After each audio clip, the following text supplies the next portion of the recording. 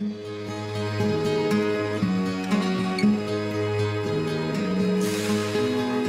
père a toujours aimé l'océan, avec ses embruns salés et le rush incessant des vagues sur les rochers. Pourquoi je vous parle de ça?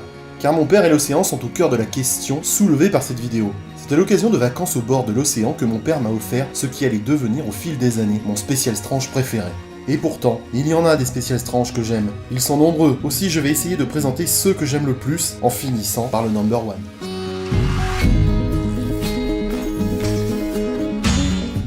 Special Strange est pour moi la base de mon amour pour Marvel. Toutefois, une période se dégage dans l'ensemble de la revue, et cette période va durer du numéro 28 au numéro 36. Le 28, parce que c'est grâce à lui que j'ai découvert les merveilleux X-Men affrontant le mutant Proté dans une symphonie de couleurs et d'actions époustouflantes. Sous la patte de Claremont et de Byrne, les dessins très réalistes du maître donnaient vie à ces super-héros colorés qui allaient devenir mes chouchous à tout jamais. Mais malgré tout, ce n'est pas le numéro 28 que je préfère. Les Special Strange numéro 30 et numéro 36 ont quelque chose d'envoûtant. Le numéro 36 est scénaristiquement et esthétiquement parfait. Claremont, Byrne et Terry Austin à l'ouvrage, il y a vraiment rien à dire. C'est du lourd.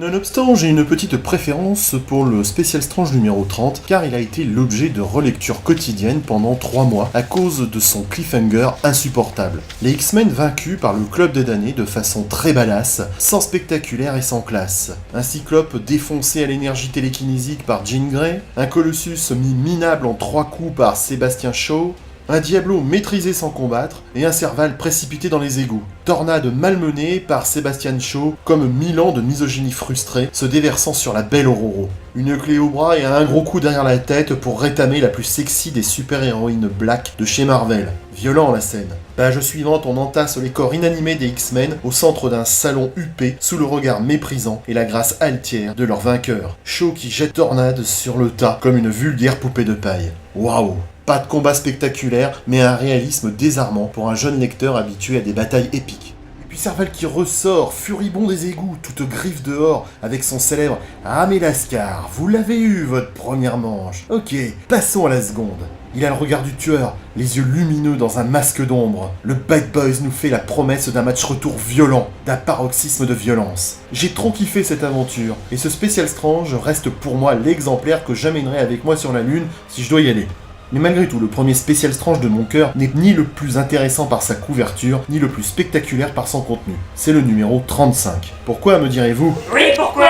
Il n'y a rien de bandant au premier abord. Une couverture peu éloquente, avec une séance d'entraînement dans la salle des dangers, une étincelle en difficulté autour de ses aînés essayant de lui porter secours. Le 46e épisode des X-Men est calme et presque fade après les épisodes précédents regroupant la mort de Phoenix et le départ de Cyclope. Un Colossus bucolique et des X-Men essayant de regoûter aux joies simples de la vie, seuls Serval et Diablo se retrouvent dans un combat terrible aux côtés de la division Alpha face au Wendigo. Le 47e épisode, par contre, est génial, avec une histoire dans un futur alternatif où les mutants ont été exterminés par les Sentinelles. Tiré du Day of Future Past de Claremont, là, on fait dans du très lourd. Futur post-apocalyptique avec résistance et extermination de mutants, ça le fait. Mais ce n'est pas tant le contenu du Special Strange numéro 35 que ce qu'il représente pour moi qui donne de la valeur à cet exemplaire. Une valeur émotionnelle, chargée en nostalgie et en joie enfantine. Pourquoi? Parce que ce jour-là, lorsque mon père l'a offert, j'ai croisé son regard et j'y ai vu la magie. C'était la première fois que je me rendais compte de l'émotion qui brillait dans les beaux yeux de mon père. Avec mon précieux Special Strange dans les mains, j'étais aux anges et cela suffisait à rendre heureux mon père. Voilà pourquoi ce Special Strange 35 a une charge émotionnelle pour moi et qu'elle restera à tout jamais le symbole d'une complicité magique entre un père et un fils.